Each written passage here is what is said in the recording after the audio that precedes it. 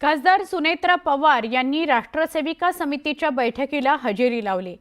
ही बैठक भाजप खासदार कंगना रनौत यांच्या दिल्लीतील निवासस्थानी आयोजित करण्यात आली होती। विशेष म्हणजे महायुतीमध्ये असूनही उपमुख्यमंत्री अजित पवार संघाच्या बैठकांना उपस्थित राहत नाहीत, पण त्यांच्या पत्नी सुनेत्रा पवार यांच्या उपस्थितीमुळे राजकीय वर्तुळात चर्चांना उधाण आलंय। या बैठकीचे फोटो कंगना रनौत यांनी पोस्ट केलेत।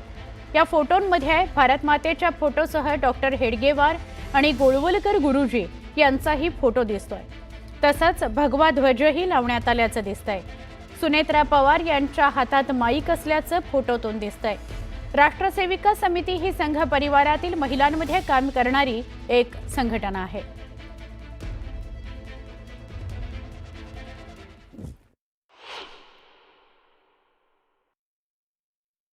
अजितदादा असतील नाही तर त्यांच्या पक्षाला RSSची भूमिका काय हे कुठेतरी त्यांना जाणून घ्यावं।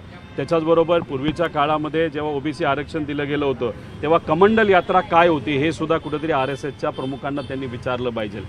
मला असं वाटतं की सत्तेत ते गेलेत, त्याचं कारणं वेगळी आहेत, पण तिथे गेल्यानंतर त्यांचे विचार काय त्यांनी स्वीकारले नसतील, पण कुठेतरी त्यांच्यावर प्रेशर असेल। एखाद्या बैठकीला या, एखादा फोटो येऊ द्या, मग कुठेतरी एक संदेश जातो की हे सुद्धा आता RSSचा विचार तिथं स्वीकारायला लागलेले आहेत। मग एका बाजूला तुम्ही पुरोगामी विचार म्हणता, एका बाजूला तुम्ही चव्हाण साहेबांचं नाव घेता, एका बाजूला तर शिवशाहू फुले आंबेडकरांचं नाव घेता, आणि दुसऱ्या बाजूला RSSच्या बैठकीला तुम्ही जात असताल, नाही तर तुमचे प्रतिनिधी जात असतील। मग हे दुटप्पी भूमिका आहे, आणि आज या राजकारणामध्ये दुटप्पी भूमिका लोकांना नको आहे।